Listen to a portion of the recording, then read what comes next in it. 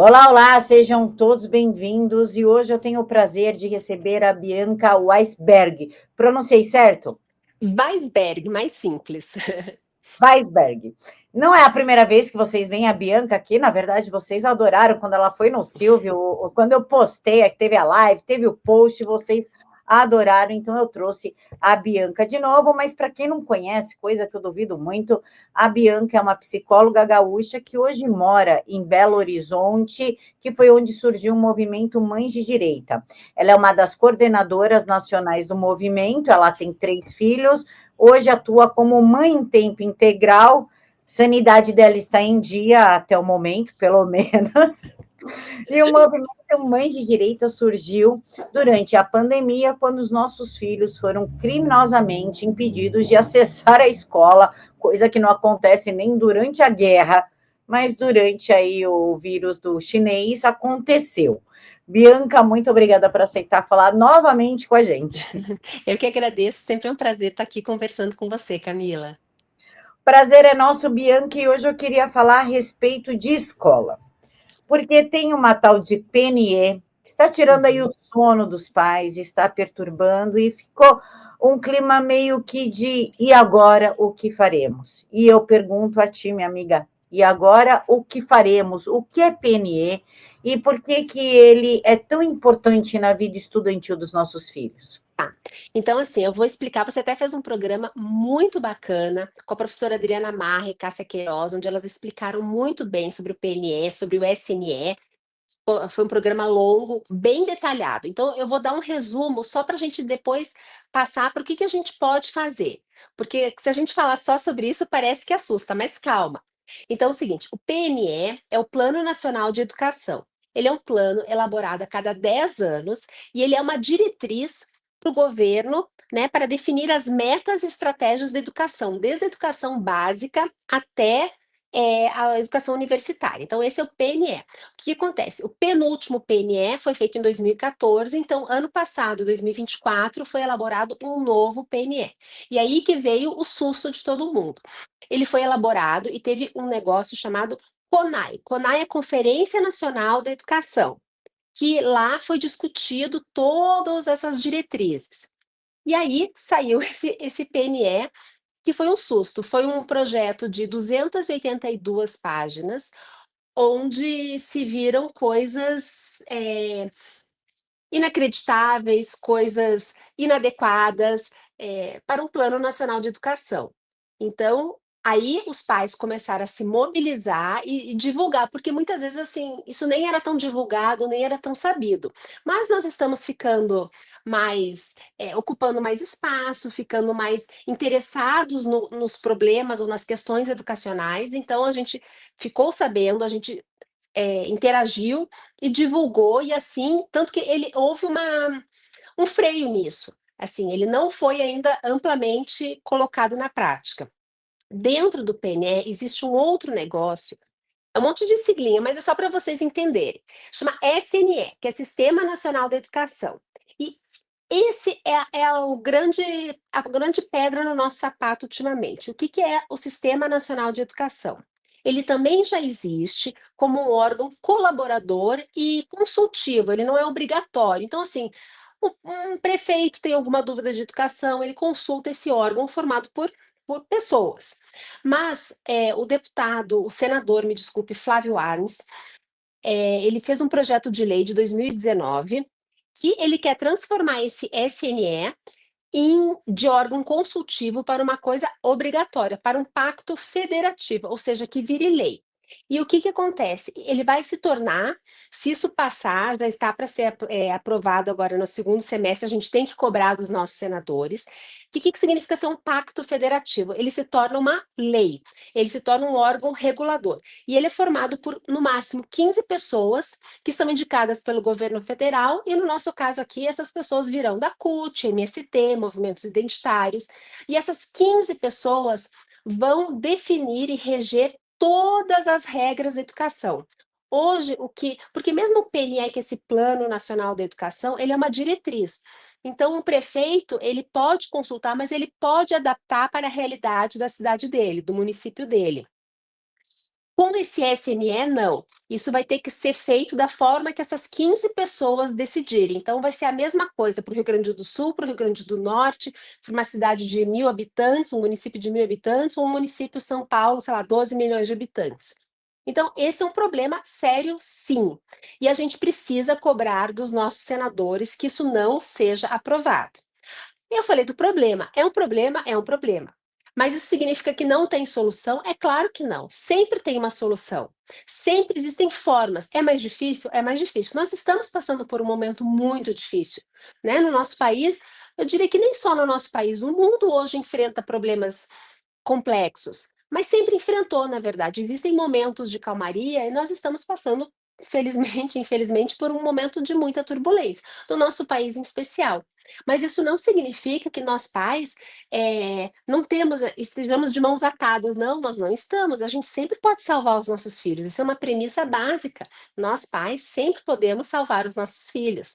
Então, eu estou aqui para esclarecer algumas dúvidas, para mostrar uma solução pronta. Infelizmente, a gente não tem. Ninguém tem. Eu queria chegar aqui para vocês e falar: olha, faça isso, isso, isso que vai dar certo.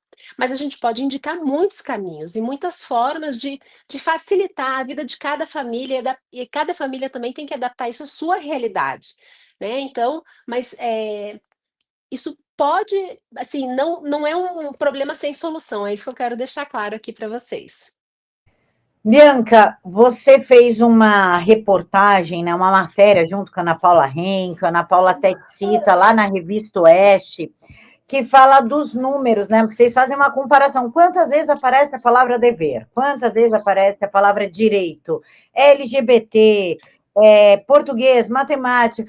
Tu pode dar um pouquinho desses números para gente? Sim, quando eu li essas 282 páginas, né, aí eu comentei com a Ana Paula Henkel sobre o assunto, ela leu, e ela ficou também estarrecida, e ela fez 2 reportagens até sobre o tema. Eu não vou lembrar exatamente, acho que foi em abril do ano passado, não vou lembrar exatamente, foi ano passado, começo do ano, talvez abril ou maio, que ela escreveu esses 2 artigos. E aí fez uma compilação nessas 200, porque é um plano, voltando, é um plano nacional de educação. Então espera-se que as palavras que tenham mais, que sejam mais colocadas nesse plano nacional de educação seja aluno, professor, matemática, português, história, geografia, não sei, escola, palavras que tenham a ver com a educação. Mas nessas 282 páginas, eu selecionei aqui algumas para vocês que me chamaram a atenção, relendo o artigo, me chamaram a atenção.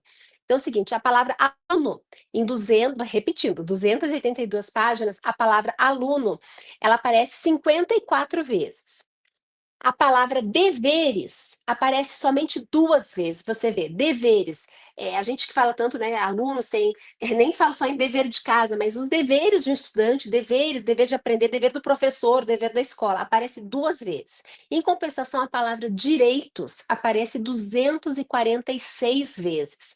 Olha só, deveres 2 vezes, direito 246. A palavra garantir 402 vezes. A palavra LGBTQ, todas as siglas, 46 vezes. A palavra sexual, 33 vezes. Em compensação, matemática e literatura aparecem 4 vezes cada uma, e língua portuguesa apenas 11. Então, assim, só de eu falar essas palavras, você já consegue imaginar o que tem nessas 200. Eu recomendo, assim, para os pais lerem. É fácil de achar, coloca PNE 2024, eu não vou lembrar, mas acho que assim vocês conseguem ler. É, interessante, talvez seja a palavra, não sei. É, a gente fica abismado quando a gente lê essas 282 páginas. Eu não tenho nem palavras, porque sem palavras, é difícil até, assim, no Plano Nacional de Educação. Foi na edição 202 e 203, o artigo da Ana Paula com a Bianca, que chama A Educação como Arma. A 202 é só A Educação como Arma, e a 203, Educação como Arma, parte 2. Está ali sobre a cartilha neomarxista do novo Plano Nacional de Educação, que traz uma série de preocupações para pais, escolas e educadores. Bianca, você também comentou comigo sobre a alfabetização de crianças. Quantas crianças são Exatamente. alfabetizadas, quantas são analfabetas funcionais e quantas são de fato analfabetas e os seus estados? Tu pode trazer um pouquinho desses dados Sim. para Agora, em julho, o governo federal divulgou uma pesquisa que é do indicador Criança Alfabetizada. Ela foi, então, divulgada pelo governo federal e mostrou que apenas 59,2% das crianças da rede pública estavam totalmente alfabetizadas no final do segundo ano do ensino fundamental. A meta do governo era 60%, então abaixo. Parece muito, mas se a gente pensar 40% de crianças entre 7 e 8 anos, que é ali no segundo ano do ensino fundamental, não sabem ler e escrever, tá? O governo ele até coloca um pouco a culpa na questão das enchentes do Rio Grande do Sul, mas quando você analisa os dados, não é isso que trouxe esses números para baixo. Os três estados piores em números foram a Bahia, 35,96% de crianças alfabetizadas, Sergipe com 38% e o Rio Grande do Norte com 39%. Coincidência ou não, todos esses estados são governados por aliados do governo federal. Outro dado do indicador de alfabetismo funcional, o que é alfabetismo funcional? Analfabetismo, a gente fala analfabetismo funcional. São pessoas que conseguem ler, elas compreendem, elas conseguem juntar as letras, mas elas não compreendem o que elas leem. Elas leem, elas conseguem recitar um texto, mas elas não conseguem interpretar, entender textos básicos. Então, isso revelou também de 24, ano passado, que quase 3 entre 10 brasileiros entre 15 e 64 anos, ou seja, praticamente toda a população com uma vida ativa, né, de trabalho, de estudo, são analfabetos funcionais. Então, eles não conseguem entender e nem fazer operações básicas de matemática. E outro dado também interessante é que entre esses analfabetos funcionais, pelo menos 12% passaram pela universidade. Então, assim, um país onde 40% das crianças não sabem ler e escrever, significa que a gente tem um problema muito grave na educação, muito grave. Né? Então, eu acho que a gente precisa saber, a gente traz esses dados, a gente traz essas questões. Num primeiro momento, muitos pais, muitas mães se assustam, se desesperam. Mas o nosso intuito aqui não é, é, espalhar pânico, trazer assim, falar, gente, tá um horror, mas assim, não é espalhar o pânico. Porque o que, que acontece? O que, que a gente acredita no Mães Direitas? Que qual que é a melhor forma que a gente tem para resolver um problema? É conhecer esse problema. A gente precisa saber o que está acontecendo, aonde que está o problema. Sabendo onde está o problema, a gente consegue pensar em soluções melhores. Isso para toda a nossa vida. Quando a gente tem um problema pessoal, alguma coisa na gente não está bem, a gente precisa parar, pensar o que está acontecendo comigo. Quando eu entendo o que está acontecendo comigo, eu consigo tentar resolver esse problema. No trabalho, alguma coisa ali está empacada, eu preciso parar, pensar, analisar, né? E ver o que está dando de errado para tentar resolver. Então, o objetivo da gente trazer a informação é que a gente acredita que a informação ela é importantíssima para a gente poder pensar nas soluções a respeito. Essa é a questão. Muitos pais ainda não estão sabendo disso, não entendem, não compreendem, porque também não têm o acesso a essas informações. Então a gente traz, mas a gente também mostra que existem formas de trabalhar apesar de tudo isso.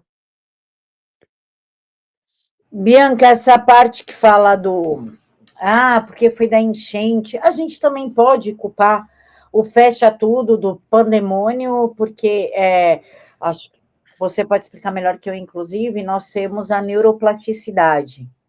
E a neuroplasticidade ela é muito importante no desenvolvimento, principalmente na primeira e na segunda infância, que é onde o cérebro está mais ativo, está mais curioso, está absorvendo muito mais informações, está fazendo muito mais conexões neurais. E esse fecha tudo prejudicou muito a neuroplasticidade das crianças, inclusive o desenvolvimento motor, não foi? Com certeza, não só o desenvolvimento motor, como também o uso da máscara, né? As crianças menores, porque a gente está falando da alfabetização, mas crianças menores ainda até para articular as palavras, porque elas não viam a outra pessoa articular a palavra. Então, o uso da máscara também causou problemas. Mas assim, as crianças escreviam menos, as crianças interagiam menos, a questão social, que é importantíssima nessa faixa etária, ficou extremamente prejudicada. É, Teve escolas, é claro que, ai, mais uma vez, né, tem escolas, as particulares, até por questão que os pais, porque a gente acha que escola pública não é paga, a escola pública também é paga com dinheiro dos nossos impostos, mas como não sai ali diretamente, talvez a gente sinta menos, então cobre menos, o que é um erro também. Mas as escolas particulares, até para justificar, né, as mensalidades, davam ali seu jeito, faziam mil e uma coisas. Nas escolas públicas, era difícil, inclusive, porque muita gente não tinha nem celular, nem computador em casa, nem espaço, porque às vezes tinha uma família que pai e mãe estavam trabalhando dentro de casa e 2 filhos, como é que trabalha pai, trabalha mãe, estuda 2 filhos, com às vezes um computador, um celular, um espaço e barulho, um escuta a conversa do outro. Então, assim, aí os pais falam: "Não, o meu é prioridade, porque eu preciso manter meu emprego para sustentar a família". Foi o caos, assim, resumindo, isso com certeza ainda tem resquícios e acredito que vai ter durante muitos e muitos anos. A gente vai ter um mercado de trabalho vergonhoso, né? Porque já não basta as cotas, a inclusão, e eu até gostaria que a senhora Sim. falasse a respeito da inclusão, né? A senhora é psicóloga, não atua mais, mas conhece bem a parte de inclusão, e até gostaria de falar com a senhora sobre isso, porque eu sou extremamente julgada por querer salas especiais, mas eu quero salas especiais pelos meus filhos, pela demanda dos meus filhos. Agora, se tem outra criança que tem uma neurodivergência, uma dificuldade, mas se adapta à sala típica, continue na sala típica. Só não tiro o direito do meu filho de aprender melhor numa sala especial, e inclusive falo isso pensando nos filhos dos outros, que a partir do momento que a professora tem que diminuir a qualidade do ensino dela para atender às necessidades do meu filho, cria uma defasagem no filho dos outros, e isso é egoísmo meu. Eu gostaria que a senhora falasse sobre essa inclusão feita, com perdão da palavra, mas uma palavra muito chula, nas coxas pelo governo. É o famoso "me engana que eu gosto", né, essa questão da inclusão, me engana que eu gosto. A gente finge que inclui, o outro finge que tá, a gente tudo finge que tá tudo bem. Se você pensar nessa questão da inclusão, eu sou até um pouco, talvez, polêmica, porque é o seguinte, quando eu era estudante, talvez ainda não fosse tão comum, tá, mas teve uma época que acho que nos Estados Unidos ainda é assim, tem níveis de matemática, então você tá no nível, você é melhor em matemática do que eu, você tá numa sala mais avançada do que eu, que tem mais dificuldade. Isso é ótimo, porque se você tem mais facilidade, você vai desenvolver, e eu, que tenho um pouquinho mais de dificuldade, vou tentar superar minhas dificuldades nessa turma que não vai me puxar tanto. Então, quando eu era mais nova, eu estudava numa escola judaica, e eu lembro que tinha turma de hebraico, da língua hebraico, a turma olha o nome, eu acho que hoje em dia a escola ia ser até, sei lá, multada. A turma forte e a turma fraca.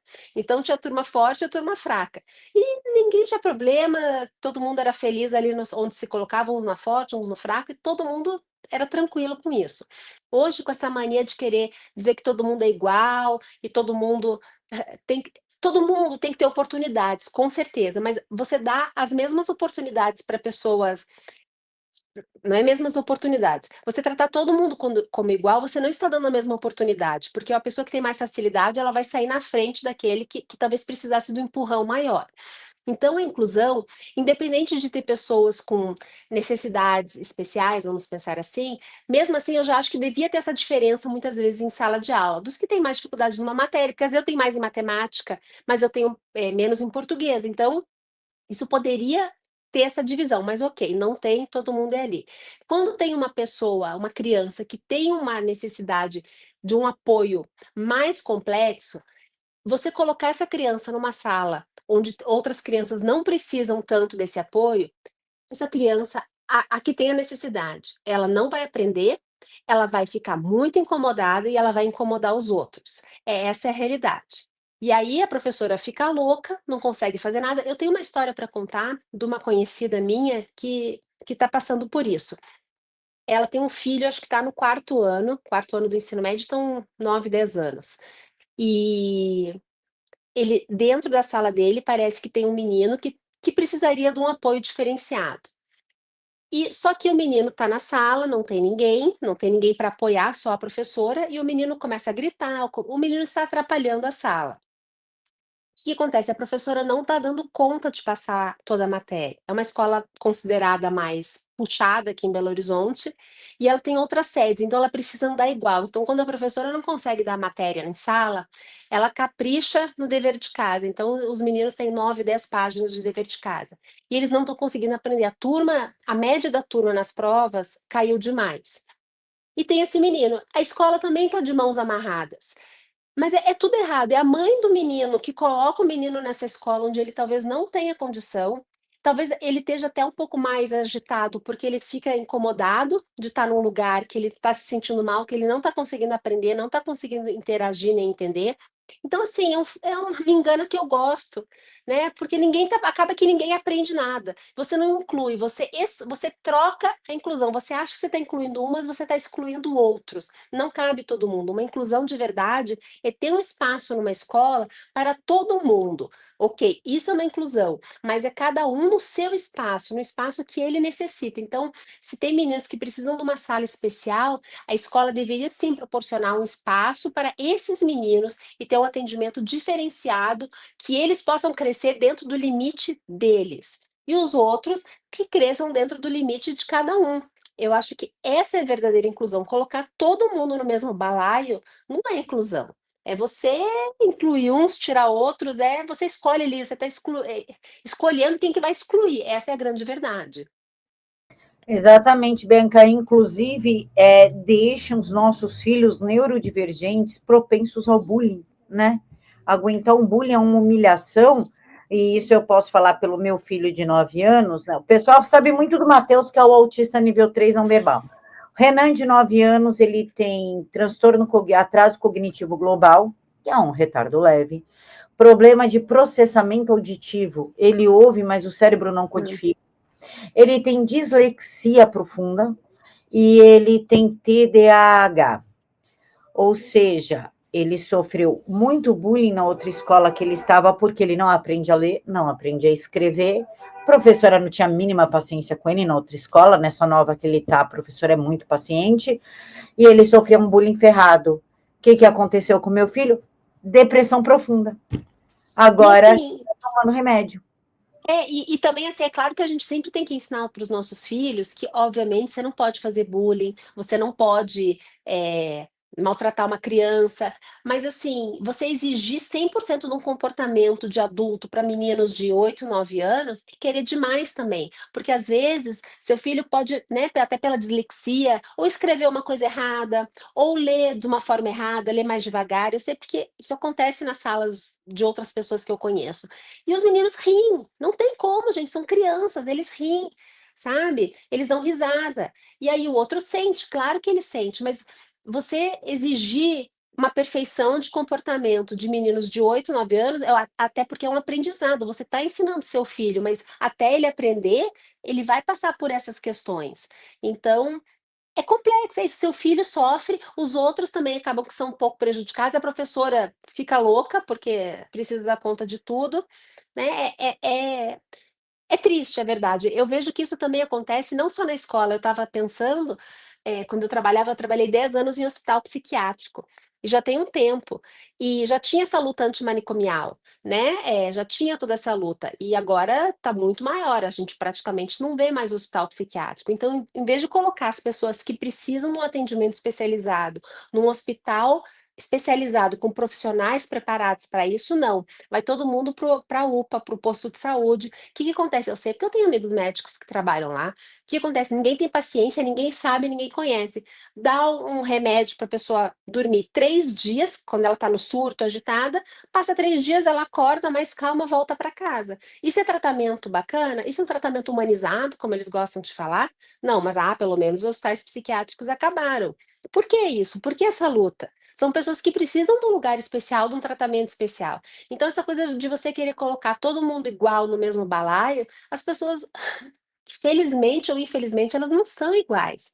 Cada um tem suas potencialidades e tem suas dificuldades. E a gente precisa tentar entender e resolver da melhor maneira possível. Essa é a verdadeira inclusão. Quando você consegue. perceber essas diferenças das pessoas e tentar trabalhar cada uma à sua maneira. É impossível para um país, para um governo, para uma escola muitas vezes, mas só colocar todo mundo dentro da sala de aula certamente não é a solução. Perfeito. Bianca, inclusive, você falou das crianças de 8, 10 anos. Pô, a gente com 40 ri. Ah, vamos largar um monte de hipocrisia. A gente vê umas coisas estranhas na rua, a gente ri, a gente aponta, cochicha do lado. Ah, vamos largar a mão de ser hipócrita, que todo mundo aqui é humano, todo mundo tem a quinta série viva dentro de si. Não tem, não. É porque às vezes até é natural, assim, você pega de surpresa, a pessoa fala uma palavra errada, a pessoa, né? É natural você dar uma risada, não, você não precisa agredir a pessoa, mas acaba que é natural aqui, entendeu? Até, sei lá, se eu falar uma palavra errada, você vai dar uma risada. Gente, somos humanos, exatamente. Às vezes eu estou nas redes sociais, leio o comentário de alguém, eu falo, puta que pariu, é analfabeta funcionar essa desgraçada, não dá para entender nada. A gente faz isso, aceitem e É larguem a mão isso. de hipócritas. Você exigir isso de uma criança é muito difícil. Mas eu não exijo isso nem de mim, vou exigir dos outros. Eu não. Bianca, eu queria também falar contigo sobre o fim das escolas confessionais, que eu não sei se é o PNE, CNE, WDE, que fala a respeito do fim das escolas confessionais e também fala em combater o capitalismo, o agronegócio e as escolas cívico-militares. Tu pode falar um pouquinho a respeito disso? Sim, isso tudo está dentro desse Plano Nacional da Educação. É que quando a gente fala desse sistema, desse órgão consultivo hoje, que está para se tornar um pacto federativo, é porque, como essas 15 pessoas vão fazer todas as diretrizes, vão ordenar todas as diretrizes para a educação, elas que vão mandar se vai ter, se não vai ter, né? Se vai ter escola confessional, as escolas cívico-militares. É, isso tudo está dentro do Plano Nacional de Educação, mas não significa que isso vai ser implantado agora, de uma hora para outra. É isso que eu falo, a gente precisa saber que existe essa possibilidade. Por exemplo, as escolas cívico-militares. O PSOL, o partido, né, o PSOL, ele entrou na ONU e não sei mais aonde para acabar. Só que se você vê a questão das escolas cívico-militares, onde ela está, é pena que eu não estou exatamente com os dados aqui, mas assim, as pesquisas feitas, 70% dos pais estão muito satisfeitos, onde elas são implantadas, né? O índice de criminalidade, de evasão escolar, diminuíram demais. Índice de melhora de estudo, de matérias, de notas aumentou. Então, são escolas que fazem sucesso, que dão certo.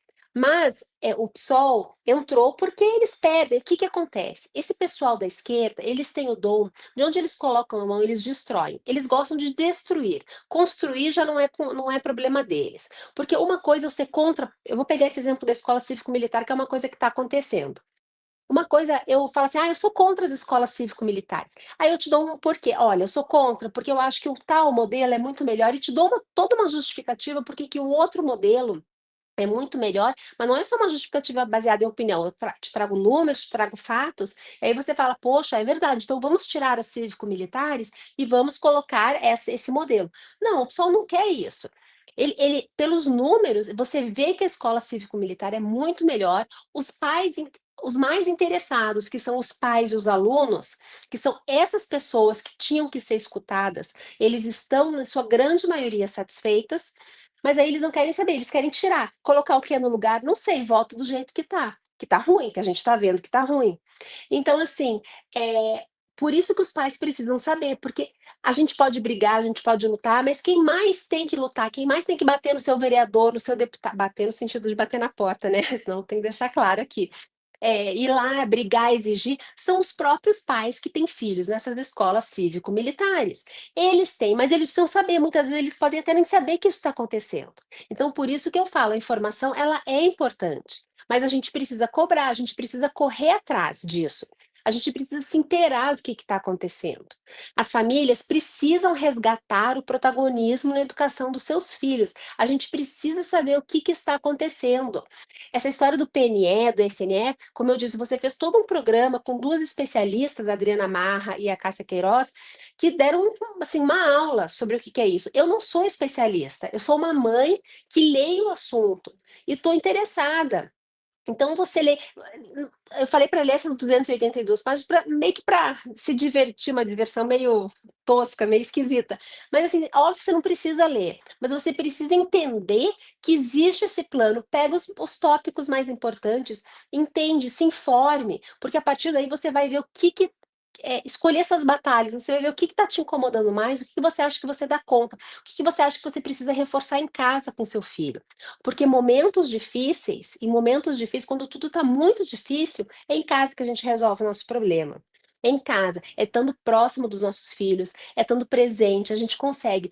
O Mães Direitas, ele quer fazer uma transformação cultural, a gente precisa mudar essa mentalidade de que a gente não sabe, que a gente não pode, que a gente não consegue. A gente consegue muita coisa e não é difícil. Não é difícil, gente, porque parece que tem que fazer uma luta. Não é, gente, é dentro da sua casa, é se interessar. Eu quero fazer uma pergunta para os pais e as mães que estão nos assistindo aqui. Vocês vão, qual foi a última reunião escolar que vocês foram dos seus filhos? Vocês participam de reunião escolar? Ah, é cansativo, é chato, é cansativo. Muitas vezes eles fazem à noite para os pais poderem ir, aí a gente chega do trabalho cansada, às vezes a escola não é tão perto, mas a gente precisa ir. Você conhece a escola, você já entrou na escola com seu filho, tá? Que estuda, você conhece a sala de aula, o espaço onde ele brinca, o que ele faz no recreio. Então, são pequenas coisas que dá para fazer. Que a gente pode, você já deu uma olhada no material escolar, isso é uma tecla que eu sempre bato. Nem tudo você vai concordar. Às vezes, uma coisa você acha que você explica melhor, você dá uma explicação para o seu filho. Coisas que você vê que está muito errado, você vai até a escola e reclama na escola. Mas a gente precisa saber o que está acontecendo. Então, a gente sabendo, a gente consegue pensar. Você não está sozinho, sabe? Fala, ah, mas só eu, ninguém mais, nenhum pai. Muitos pais, gente, muitos pais estão achando que estão sozinhos também. A questão é que essas pessoas que fazem esse PNE, esse SNE, todas essas siglas aí, essas pessoas, elas, elas não consultam quem elas deveriam consultar, que são as famílias. Então, as famílias precisam mostrar que elas não foram consultadas e elas estão insatisfeitas. Essa é a questão. Porque um grupo, por exemplo, esse Sistema Nacional de Educação, ele é composto por um grupo de 15 pessoas, de movimentos de CUT, de MST, de movimentos identitários, não são as famílias, não são um grupo de pais e um grupo de mães que estão ali. Ainda assim, não acho que um grupo deveria ordenar todas as diretrizes da educação do Brasil. Tinha que ser uma coisa mais regional. Mas ainda assim, não são pessoas que estão dentro da escola. A questão dos banheiros, que agora está um pouco esquecida, mas está sempre ali batendo na nossa porta, dos banheiros de transgênero, né? Falar, ai, quer que esteja, não tem. Pergunta, faz uma pesquisa nas escolas, pergunta assim, sim ou não, você é a favor que homens entrem em banheiros de meninas? Eu duvido que as famílias falem que sim, eu duvido. Então, assim, precisa começar a se movimentar, a entender o que está acontecendo. E aí dá esses passinhos e coisas poucas. Quem nunca fez nada e vai numa reunião de escola. Ah, é o programa mais legal do mundo? Não é o programa mais legal do mundo. Mas a gente precisa participar. A gente precisa cobrar muitas vezes da escola. Porque também, senão a gente joga toda a responsabilidade na escola e a escola também fica sobrecarregada. E aí ela cansa, e aí a professora perde a paciência, a escola perde a paciência. A gente tem que fazer essa parceria. Né? Muitas vezes a gente culpa a escola de muitas coisas, de bullying, por exemplo. Eu vejo esse caso de bullying, porque a escola não fez nada. Não sei, será que não fez? Será que também avisa os pais não tomam atitude? É complexo isso, é bem complexo. São situações complexas que a gente precisa estar mais próxima, estar mais atenta. Afinal, a gente está falando dos nossos filhos, né? Exatamente, Bianca, estamos falando dos nossos filhos, mas parece que as crianças de hoje, elas são órfãos de pais vivos, né? Só pôr no mundo e que Deus crie, que o celular crie, qualquer um, menos eu, que eu não quero ter problema, porque eu tenho que fazer unha, eu tenho que trabalhar, eu tenho que falar com os meus amigos, tenho que ver rede social, muita coisa para fazer, que não seja olhar os meus filhos, isso é uma coisa que me revolta. Bianca, outra coisa que me preocupou muito foi a história do MST ter, o MST, Movimento Sem Terra, ter participação na formação da grade escolar dos nossos filhos. Isso, de fato, é verdade? Eles estão sempre presentes nessas conferências, comissões, eles ali estão marcando espaço, a gente também precisa marcar espaço. Esses dias, eu não vou lembrar exatamente qual conferência que chamaram mães direitas para participar, a dificuldade que a gente tem para conseguir se inscrever, de conseguir entrar, e não pode falar disso, eles fazem de tudo para a gente não entrar e não participar. Mas a gente precisa correr atrás, a gente precisa tentar entender. Eles estão ali fazendo essas diretrizes, mas se você pensar, gente, educação não é boa, não é de hoje também.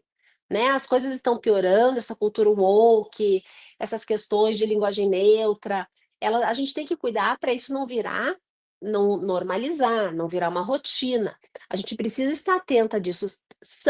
Tem pontos preocupantes, sim, mas, mais uma vez, pais presentes conseguem minimizar muitos danos, conseguem salvar os seus filhos. Sabe, você conhecer amigos dos seus filhos, o ambiente que ele frequenta, orientar, e assim, ainda mais hoje em época de rede social também, uma coisa que eu vejo, porque ninguém posta problema em rede social, né? Só se é para ganhar like, porque geralmente assim, a vida sempre é perfeita. Casamento perfeito, os filhos perfeitos, todo mundo é lindo, todo mundo é educado, todo mundo é o mais inteligente. E aí a gente ali passando, olhando, vendo a nossa casa, os meninos brigando, o outro que pegou recuperação, o outro que não sei o quê, a gente se sente muito mal. E a gente tem que aprender que primeiro lugar, às vezes é um recorte da vida. Às vezes é verdade, às vezes não é tão verdade. Dois, que a gente tem que ver o que que eles estão fazendo, às vezes até pegar de exemplo, mas adaptar à nossa realidade. Cada um tem uma realidade. E eu acho que isso é o mais importante, a gente entender o problema e ver o que que funciona. Por exemplo, tem uma polêmica agora também, que também está no PNE, da questão das escolas serem integrais, né, em tempo integral. Eu acho esse tema bem polêmico, na verdade, porque para muita gente isso é muito necessário, isso é muito importante, tem mães que precisam disso e outras não querem. Eu, particularmente, eu acho que pode ter essa oferta, mas a questão da obrigatoriedade me incomoda. Mas tem gente que fala, não, só o fato de ser escola integral já é muito bom. A gente precisa aprender a questionar, a pensar sobre as coisas. A coisa não pode vir pronta de cima para baixo. A coisa tem que vir de baixo para cima. Somos nós que temos que levantar as demandas, somos nós que temos que mostrar o que que a gente precisa. Uma coisa por si só, muitas vezes, não é nem boa nem ruim. Muitas vezes ela até, que é certo, que é errado. Mas só pelo fato de ser escola integral. Pode ser que para você seja ótimo, que você trabalhe, você precise. A outra mãe fala assim: não, eu tenho disponibilidade, eu prefiro ficar à tarde ou no contraturno com meu filho, levando nas atividades, e tá tudo bem. Então, assim, a gente precisa olhar a questão, ver o problema, analisar e achar a melhor solução para minha família, o que é melhor para minha realidade, que muitas vezes é diferente de outras realidades. Então, essa é a questão, é discutir, é pensar, é poder falar. O que está acontecendo hoje, muitas vezes, que a gente não pode falar sobre os assuntos. Esse é um problema também, né? A gente teve aqui há pouco tempo alguns assuntos que eram proibidos, ainda são proibidos falar. Por que que não pode discutir qualquer assunto? Qual que é o problema? É porque deve ter algum problema. Mas ok, então a gente vai discutir com pessoas que a gente confia e a partir daí tomar a nossa própria decisão. Eu acho que essa é a grande questão. É começar a entender o que está acontecendo para poder tomar a melhor decisão que você acredita para você. Bianca, outro fator, já que tu falou em colégio integral, que me preocupou muito foi integral a partir da maternidade. A criança vai nascer, ela já é cadastrada no SUS, o meu caçula saiu, no meio não saiu, nem a mais velha. Agora o caçula ele já saiu, com CPF e número do SUS, da maternidade, tudo certinho. E estão querendo que a criança vá para a creche integral, da maternidade direto para a creche.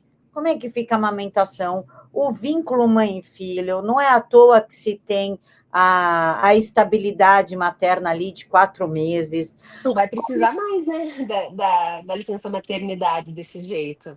Como é que, não, mas a questão do vínculo de um recém-nascido, como é que eu entrego o Hum, meu recém-nascido que precisa do meu aconchego, do meu seio, toda hora, eu amamento em livre demanda, até hoje, inclusive, tu sabe? Como é que eu entrego um recém-nascido que precisa da livre demanda para a escola? Que tipo de exigência é essa? E o tutelar vai vir, o conselho tutelar vai vir para cima de quem não aceitar isso. Isso, na verdade, está no papel, está nessas 282 páginas do novo Plano Nacional de Educação. Só que na época, eu olhei, ano passado, eu olhei o último plano de 2014, que para começar, eu não vou lembrar o número de páginas, mas assim, era menos da metade dessas 282. Eram metas, acho que eram 20 metas. Que obviamente não foram cumpridas. Então, o papel, na verdade, aceita tudo. Eles colocam essa coisa dos 0 anos, essa questão da obrigatoriedade, eu não entendi exatamente se ela seria obrigatória ou não ainda. Eu achei, ficou meio dúbio ali.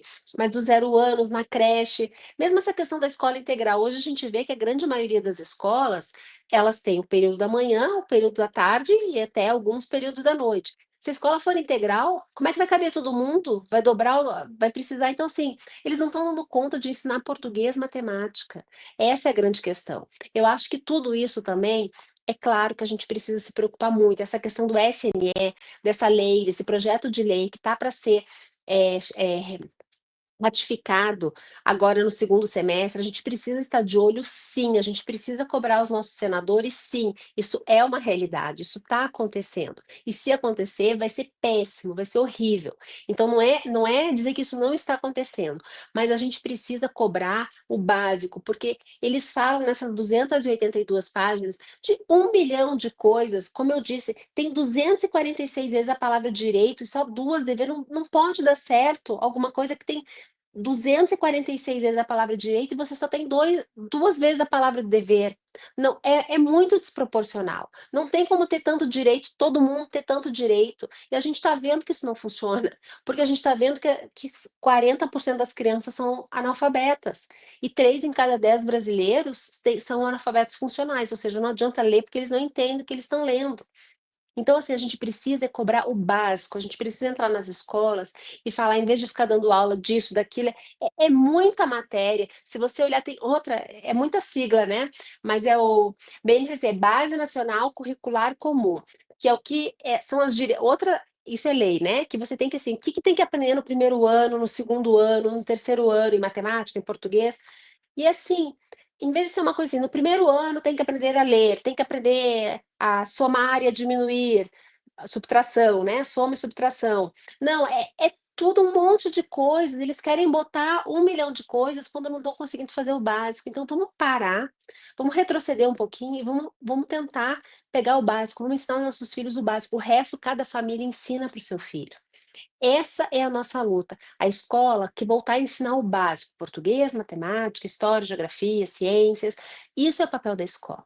Agora, o resto, deixa que cada família educa seu filho. Cada família ensina os valores que ela acha que são os corretos. A família, esse é o dever da família. Porque senão a família fica totalmente sem poder nenhum. Essa questão do 0 ano na creche, é- ela é tão confusa, porque é o seguinte, se hoje as mulheres têm esse direito de ter 4 meses, né, de licença maternidade, justamente para criar esse vínculo, para amamentar, para ficar. Se a criança tem que ir para a escola, como é que vai para a escola, aí a mulher fica em casa, então ela não precisa mais desse direito, então não é mais importante você poder criar esse vínculo, amamentar, é confuso. Então, assim, se fala muito, fica todo mundo histérico, fica todo mundo em pânico. E não precisa, gente. A gente precisa estar atento. É grave, é grave. Também não quero falar assim, não está acontecendo nada, porque está acontecendo. Tem muita coisa complicada acontecendo. Mas a gente estando atenta, a gente consegue salvar os nossos filhos, que eu acho que tem que ser essa a nossa prioridade. Salvar os nossos filhos. Começar pequeno, dentro de casa. É dentro da nossa casa, é indo para a escola, é conversando com uma pessoa. Pega uma pessoa, eu não recomendo botar isso em grupo de WhatsApp, sabe? Esses assuntos muito polêmicos em grupo de WhatsApp de escola só gera confusão, só dá problema. Se você vê que tem uma pessoa que você acha que pensa parecido com você, chama essa pessoa para conversar sozinho. E ver, quem sabe a gente vai na escola, a gente vê isso, a gente vê aquilo, começa pegando um, depois pegando dois, sabe? E às vezes a gente quebra essa espiral do silêncio, porque também o que a gente vê é que muitas vezes você acha que todo mundo tá achando isso ótimo, e só você é a louca que não tá achando isso ótimo. Aí você fala: "Eu vou ficar quieta, porque, né, eu sou louca, eu sou", aí colocam você como preconceituosa, como isso, como aquilo. Aí você fala: "Não". Então quando você, às vezes, você fala o que você pensa, os outros tomam coragem de falar: "Eu penso igual você". E aí vocês veem que vocês são a maioria, que a gente é a maioria. Mais uma vez, se fizer uma pesquisa na escola com uma pergunta: "Você é a favor de que homens possam usar o banheiro feminino da sua filha de 12 anos, de 6 anos, de 15 anos?", e a pergunta é sim, a resposta seria sim ou não. Eu duvido que a resposta que os pais digam que não se importam, eu duvido que eles diriam. Né, então assim, essas famílias precisam se posicionar, a gente precisa mostrar que nós somos os interessados e que nós somos os usuários disso, os nossos filhos são os usuários disso. A gente precisa mostrar o que que a gente pensa, o que que a gente quer, para os nossos políticos, né, que são eles que definem. Bianca, a gente pode dizer, né? Fique à vontade para me corrigir sempre, que eu não tenho nenhum preciosismo de estar certa ou de não ser corrigida.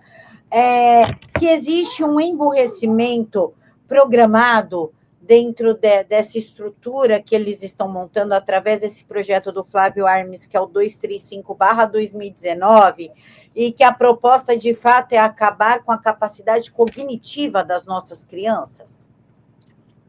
Eu acho que sim, na verdade, a esquerda, né, como todo governo centralizador e, né, mais, totalitário, vamos colocar assim, mas assim, maior, um governo grande que acha que tem que dar tudo para todo mundo, quanto menos as pessoas questionarem, melhor, né, porque aí eles fazem o que ele quer. Quando a gente questiona, pensa nos nossos filhos, né, é tão bom quando eles são pequenininhos e eles aceitam tudo que a gente fala, quando que eles crescem um pouco mais e começam a argumentar com a nossa vida fica mais difícil.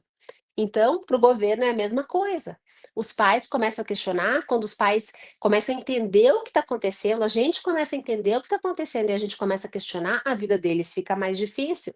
Por isso também que eles querem, né, censurar as redes sociais, que as redes sociais têm todos os problemas para nós pais, que a gente sabe aqui, que dificulta demais a nossa vida, mas por outro lado, ela trouxe ela trouxe uma luz para todo mundo. Então, hoje a gente no celular consegue ver o que está acontecendo do outro lado do mundo, no Japão, nos Estados Unidos, na Europa, simultaneamente com eles lá, em loco. Então, governo nenhum gosta disso, porque eles têm que fazer não somente o que eles querem, eles têm que fazer um pouco o que a gente quer, o muito que a gente quer, ou deveriam fazer tudo não sei, mas assim, o que a população quer, o que a população questiona. Né, então, eu acho que sim, existe um projeto de tentar nos calar, de não fazer a gente pensar, porque quando a gente faz uma pergunta, a gente incomoda, a gente atrapalha os planos dele. Quando a gente fala que a gente quer português e matemática e a gente não quer, eh, LGBT e mil e outras coisas que estão ali naquele plano, a gente está atrapalhando, eh a gente está atrapalhando os planos dele. Por que que o PSOL, será que ele entrou junto com a ONU, junto com não sei o quê, para tirar as escolas cívico-militares? Se você pegar os números, não tem justificativa nenhuma para isso. Os números são todos muito melhores do que as outras escolas, muito melhores. Qual que é a justificativa? Por que que eles querem isso? E eles querem, mais uma vez, eles querem tirar, mas eles não querem colocar nada no lugar melhor. Eles querem voltar ao que estava, que não estava funcionando, que é muito óbvio que não está funcionando. Não é nem uma questão de opinião, é uma questão de fato. Pega números, a gente não consegue discutir com números. Né? Quando 70% dos pais estão satisfeitos, é os 70%. Não adianta falar: eu acho que não. Eu conheço um pai que não está. Claro, 30% não estão muitos, mas aí eles podem escolher outras escolas. Por que não deixar os pais que estão satisfeitos com essas escolas? Por que não fazer os meninos que estudam nessas escolas terem mais oportunidades, a vida deles se tornar mais fácil com estudo para arrumar um emprego melhor? Vocês não lembram da época que eles queriam tirar a norma culta portuguesa, falar que nós vai, nós fumo, veja, nós fomos, né? Nós fumo, nós vai, eu nem lembro. Se tornaria correto falar isso? A quem interessa esse tipo de coisa? A quem interessa esse tipo de coisa? Para quê? Então, certamente tem um por trás disso. Eu estou aqui anotando o que está falando e acabei me perdendo aqui. Bianca, outro fator muito preocupante, né? A gente já está caminhando para o final, mas eu queria falar sobre isso. Professores estimulando alunos a irem em manifestações. Lógico que ninguém vai falar vamos na Paulista no domingo, junto com a direita, né? Não é isso que vai acontecer, nós sabemos. E a sexualização precoce, né? A sexualização infantil também, que consta aí a partir do momento que se fala em ideologia de gênero. Pode falar um pouquinho sobre isso também? Isso é a famosa doutrinação, né? É a famosa doutrinação escolar, que ela vem, eu falo assim, quando a professora fala abertamente, você tem que ir na manifestação, você deve ir na manifestação X, ou você deve fazer isso, é fácil de tratar, porque o professor está ali escancarado, o aluno às vezes se choca, o aluno comenta com a mãe em casa. O grande problema é aquela doutrinação que ela é sutil, que o aluno não percebe que ele está sendo doutrinado, porque uma opinião vem em forma de fato, então eu não falo que eu acho isso, eu falo que é isso, né? Eu falo que a Dilma, a presidente Dilma, sofreu um golpe, ela não foi empichada porque ela deu as pedaladas fiscais. Eu falo que ela sofreu um golpe. Essa é a minha opinião, mas eu trato como um fato. E o aluno anota ali o que o professor falou e não vai comentar com o pai, porque o assunto não interessa muito, mas ele fica com isso na cabeça, que esse foi o motivo. Então, essa é a doutrinação. Por isso que, mais uma vez, nós pais precisamos estar sempre atentos, conversando com os nossos filhos, para que isso, o aluno tenha o contraponto, né? O nosso filho, no caso, tem o contraponto, tem uma outra visão. E como nós temos os fatos, ele consegue visualizar direitinho. A questão da ideologia de gênero entra também na doutrinação, entra na questão da cultura woke. E aí, mais uma vez, é um limite que os pais têm que deixar bem claro para a escola até onde a escola pode ir. Aí entra várias questões, agora ele está nessa moda da adultização de crianças, que é um termo novo, né? Que é pedofilia, é a sexualização precoce, obviamente, isso. Mas, por outro lado, o STF agora liberou crianças de irem nas paradas gays, então fica uma coisa até esquizofrênica, né? Fica assim, fica, eu não sei, quando interessa eles são contra, quando não interessa eles são a favor, fica uma coisa confusa. Mas aí é o limite que os pais têm que dar para a escola. É o limite que os pais têm que estar atentos, têm que saber o que está acontecendo e chegar na escola e falar: aí vocês não podem interferir. Aí é uma questão familiar, não é função da escola. E deixar bem claro isso. Eu, é que tu vai falando e aí vai surgindo questões aqui para mim. Falou, os pais têm que ser mais presentes. Como fazer, conversar com os pais para que eles compreendam a importância do que está acontecendo de fato na educação? Tipo, minha querida, desliga um pouquinho o seu celular, o meme consegue esperar, olha o caderno do teu filho. Como que a gente conscientiza os pais de que a escola não é um depósito de criança, que eles também têm que fazer a parte deles? Eu acho que é o seguinte, em primeiro lugar, quando a gente está disposta a ter filho, a gente sabe que é uma responsabilidade, a gente está formando um ser humano. Aquela frase clichê, né? Ai, as crianças são o futuro do país, do Brasil. Elas são o futuro, ela é um clichê, mas ela é verdadeira. Se a gente forma cidadãos melhores, o futuro vai ser melhor. Os nossos filhos farão melhores escolhas de voto, de profissão, de pensamento. Isso depende da gente, né? Até um certo ponto, eles vão vir adultos, eles vão ter suas próprias escolhas, mas a gente precisa mostrar o caminho. Eles não sabem o caminho quando eles são crianças, a gente precisa orientar. Eu queria também falar uma coisa que eu acho importante, que é o seguinte: eu sou psicóloga, eu sou coordenadora do Mães Direitas, eu estudo mais o assunto, é claro, mas eu sou mãe. E acima, eu não sou assim, nenhuma super especialista nos assuntos. Eu leio, eu me interesso, eu me preocupo, eu penso, eu converso, eu tiro dúvidas, eu conheço. Então, assim, da mesma forma que eu faço isso, todos os pais podem fazer. Uns podem fazer mais, uns têm mais interesse, outros eu entendo que às vezes é mais complicado. Mas ir na reunião da escola, todo mundo pode fazer.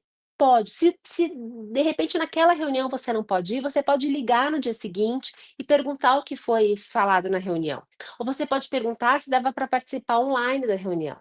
Todo pai pode perguntar todo dia, é porque acha que tem que sentar e fazer uma reunião diariamente, conversar sobre os assuntos, filosofar. Gente, não é isso. É você estar levando seu filho para a escola e falar assim: "E aí, como é que fez o dever? Qual o dever que você tinha?" Ou buscando da escola. "O que que você fez hoje na escola? Dever do que você tem? Quando que sua prova? Qual que é a matéria?"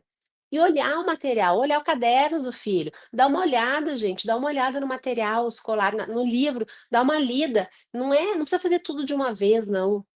Cada noite pega um pouquinho, folheia, que você não vai ler. Folheia aí, você vê um tópico lá que te chama mais atenção, dá uma lida, vê se aquilo está de acordo. Pergunta, se interessa, conheça os amigos dos seus filhos.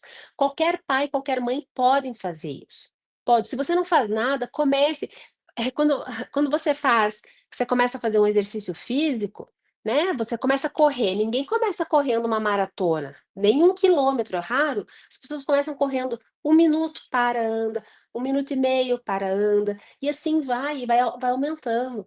Então, assim, você consegue. E outra coisa também que eu acho importante, quando a gente fala os pais têm que estar atentos, têm que estar presentes, não significa que erros não vão acontecer. Vão acontecer. Seu filho pode desvirtuar. É uma amizade ali, é um. Pode acontecer, ninguém aqui é perfeito, mas a diferença é que se você está atento, você consegue puxar ele para a rota de novo, porque as coisas não acontecem de repente. As coisas não acontecem, a gente vê assim: "Nossa, meu filho tão bonzinho, tão sei que de repente virou, sei lá, todo esquisito, todo esquerdista, todo". Não é de repente que isso acontece. Não é de repente. Ele deu sinais, a gente talvez não tenha prestado atenção, e eu não quero colocar culpa em ninguém. Eu não acho que a gente tem que culpabilizar, mas eu acho que a gente tem que fazer uma chamada para esses pais estarem mais atentos. Eu entendo que tem celular, que você passa o dia cansado no trabalho e chega em casa e ainda tem que fazer isso. Tem que fazer isso, porque a gente tem filho, a gente está formando seres humanos, é nossa responsabilidade. É a nossa responsabilidade. E assim, é, é muito bom no final das contas, né, assim, são os nossos filhos que a gente está falando, gente. Não existe espaço vazio, se a gente não ocupar, alguém vai ocupar, e aí depois a gente não pode reclamar.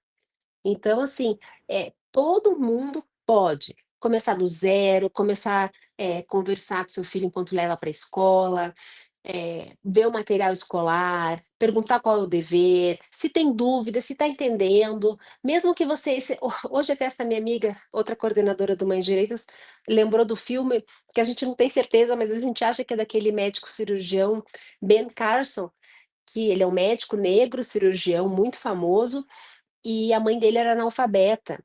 E parece que ela era empregada doméstica e ela via na casa uma família muito abastada, e ela via os livros que os filhos liam, ela via tudo e ela começou a pegar os mesmos livros para os filhos dela lerem, e cobrava dos filhos, sabe, se interessava. Então, assim, a gente precisa também exigir um pouco dos nossos filhos. Esse é o nosso papel de mãe e pai, gente, senão é muito fácil, né. Esse é o nosso papel, esse é o nosso dia a dia, essa é a nossa função. E ela é muito recompensadora, ela é muito recompensadora. Então eu acho que é importante também falar assim, existem coisas graves acontecendo? Existem, mas sempre existiram. Então a gente tem que abrir o olho, a gente tem que conhecer, entender, informação nunca é demais, sempre que a gente quanto mais informação a gente tiver de qualquer assunto, é sempre melhor para a gente sempre está na frente quando a gente sabe das coisas. Né, e aí pensar e parar e adaptar para a sua realidade, que às vezes não é a mesma que a minha. E ok, o que que vai ser bom para você? Às vezes uma coisa que para mim, para o meu filho, eu acho que é inadmissível, você já acha que para o seu filho tá ok. E dependendo porque tem coisa assim, que roubar é errado, né, então assim, tem coisa que certo é certo, errado é errado, mas tem coisas que fica naquela linha: "Ai, por mim meu filho pode assistir televisão, o dia inteiro", e você não quer que assista. Cada um tem sua realidade, e aí isso não tem muito um certo ou errado, mas você tem que ver o que é bom para você e estar consciente das suas escolhas. Eu acho que essa é a questão. Não precisa ser um super especialista para entender esse negócio de educação. Eu não sou uma super especialista. Eu sou uma pessoa interessada. Tudo bem, eu gosto do assunto, faz parte um pouco do meu trabalho no Mães Direitas, mas assim, qualquer um é capaz de entender. Qualquer um que lê não é difícil. É capaz de entender e ver onde é que está pegando mais, até para prestar atenção e cobrar da escola os pontos que eles acham que precisam ser cobrados. Eu tenho uma dica, pede pro teu filho tirar foto do caderno, te mandar no WhatsApp, aí tu vê como se fosse um meme. Bianca, juro por Deus que a última pergunta para a gente finalizar. Se caso esses PNE, CNE, DWE, sei lá, coisa com E, passar, a gente terá um modelo soviético de ensino nas escolas? É, assim, se passar, se for ao pé da letra que está lá no papel, realmente, né, é complexo, assim. Se 15 pessoas, se passar esse SNE e essas 15 pessoas ditarem todas as regras, porque o que que até as professoras falaram, né? Ele se tornando um pacto federativo, qual que é a diferença? Então, tudo isso eu também fui aprendendo, eu fui lendo. O que que acontece? Que ele é um pacto federativo, ele é uma política de Estado, independe do governo. Ele dura, eu acho, eu não tenho certeza, se mais 10 anos também, e pode trocar o governo ano que vem, que esse pacto continua valendo. E aí os prefeitos, os governadores, os vereadores, eles não vão ter autonomia para dizer, isso não é bom para minha cidade, isso não é bom para o meu município, eles vão ter que cumprir essa ordem.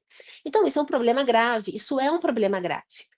Por outro lado, da mesma forma que passou esse PNE, né, e foi tão divulgado, essas palavras usadas, trechos do plano de educação que eram assim absurdos, teve uma comoção, isso foi freado, ele ainda não está implantado. Então, por isso que é importante a gente estar atento. E mais uma vez, eles não estão dando conta, não adianta eles falarem no papel que eles vão fornecer escola de zero a não sei quantos anos, horário integral, eu acho assim que não vai ter vaga. Isso não é uma solução. Eu não estou falando que a gente tem que deixar para lá porque não vai dar certo. Não é isso que eu estou falando. Eu estou falando que a gente tem que fazer de tudo para não dar certo. Não passar esse projeto de lei. Mas se passar, a gente tem que correr atrás e vai ter que brigar ainda mais. Gente, a gente tem que lutar contra a maré, não adianta. É difícil, mas a gente tem que lutar contra a maré. Afinal, a gente está falando dos nossos filhos, sabe? E eu tenho uma frase que eu gosto muito, que é assim: quando as famílias tomam as rédeas, tudo muda. Quando as famílias se posicionam, quando as pessoas vão lá e correm atrás, a gente consegue muita coisa. Então, assim, é difícil, é bem difícil. Mas a gente vai dar um jeito, eu não tenho dúvida. Ninguém vai desistir dos seus filhos, não vamos desistir dos nossos filhos, a gente vai dar certo. Perfeito, Bianca. Bianca, tem alguma coisa que tu queria falar que eu esqueci de perguntar, que eu não falei? Não, eu acho que a gente, eu espero que tenha ficado claro, Oh, assim, né, que as pessoas tenham entendido e que as pessoas, eu tenho sempre essa preocupação das pessoas não perderem a esperança, porque não só em termos de educação, a gente tem visto muitas pessoas no país como um todo, eu estou tão chateada, parece que nada dá certo, parece que as coisas estão cada vez piores. Então, assim, a história é cíclica, já tiveram períodos muito piores dos que os nossos, e foram ultrapassados, a gente conseguiu ultrapassar. Então, assim, eu sempre gosto mais uma vez, infelizmente, eu não posso trazer uma solução pronta, né? Falar assim, olha, faz isso, que seu filho vai ser perfeito, gostaria até para os meus filhos isso. É na base da gente saber mais ou menos e fazendo o que a gente acha certo e vendo se de fato dá certo. Então, assim, que as pessoas não percam a esperança, não percam a coragem, não percam a força, porque é pelos nossos filhos, é por filho de cada um de vocês que a gente está lutando. Então, é só por isso, mas só por isso já é muito, já vale tudo que a gente está fazendo. Não precisa ser especialista para entender, não precisa dispor de 5 horas por dia. Não, gente, é 10 minutinhos que você conversa com seu filho sobre o assunto, você faz uma pergunta, você já vai antenar. A gente precisa estar atento aos sinais. Seu filho mudou, seu filho está mais bravo, seu filho está mais triste. É você olhar para ele e ver. Eu tenho uma filha que ela é muito expressiva. E aí eu já percebo o que aconteceu. Ela chega no carro mais brava, cara, fechada assim, aconteceu alguma coisa na escola, porque eu olho para ela, eu vejo que ela tá. Alguma coisa aconteceu, ou brigou com uma coleguinha, não interessa, mas eu percebo isso. Então a gente precisa prestar mais atenção nos nossos filhos. Isso não é difícil, é 10, 15 minutinhos por dia de uma pergunta, de um contato, de uma conversa. E, claro, vai aumentando, mas assim, não é sentar fazer uma reunião, não é ser um especialista. Eu não sou especialista, eu não sei nada. Gente, eu também não sei muita coisa, e a gente conversa, e a gente aprende, e a gente tenta se entender. Isso que eu queria deixar para os pais e para as mães aqui, não desistam dos seus filhos, tem jeito. Perfeito, Bianca. Não desistam dos seus filhos e saiam um pouco do celular e preste atenção nos seus filhos. Não transforme-os em órfãos de pais vivos, porque a consequência disso na vida adulta, emocionalmente falando, aí, né, Bianca como psicóloga, eu como psicanalista, se tu não dá atenção para os teus filhos, vai criar menina dependente emocional, meninos que não sabem se posicionar, que aceitam tudo e qualquer coisa em troca de migalhas de amor. Então, vamos criar os nossos filhos para eles viverem bem com o mundo e para o mundo, né, Bianca? Exatamente, exatamente. Só para finalizar, tem um provérbio que eu gosto muito, que fala assim: dê a seus filhos raízes e depois asas. É um provérbio judaico que eu gosto muito, que é isso, que depois que eles tiverem as raízes bem fincadas, você pode dar as asas que eles vão, as raízes estão firmes e fortes. Eles não vão sair voando aleatoriamente, não. Eles vão saber voar e vão saber voltar, porque passarinho, quando solto sem direção, ele bate na primeira árvore. Agora, um Exatamente. passarinho com direção, ele voa perfeito e sempre volta para o ninho, quando a coisa ali sai do, sai do programado, né? Então, literalmente toma um pé na bunda e aí volta para casa da mãe e do pai. Mas sabe que Bianca pode voltar. sabe que pode voltar, sempre. Bianca, eu quero agradecer de coração mais uma vez a sua participação aqui conosco. Eu que agradeço mais uma vez, sempre é um prazer, estou às ordens. Um abraço a todo mundo aí. Pessoal, naquele esquema de sempre, pode baixar, pode repostar, pode cortar, pode marcar nas redes sociais, pode tudo, que a gente não tem problema com audiovisual, não tem ciúmes, não dá strike nem nada, que eu recebo muita mensagem de vocês, posso cortar, posso baixar? Pode, não precisa me mandar mensagem, pode. Fiquem todos com Deus, a gente se encontra neste mesmo horário, amanhã. Tchau!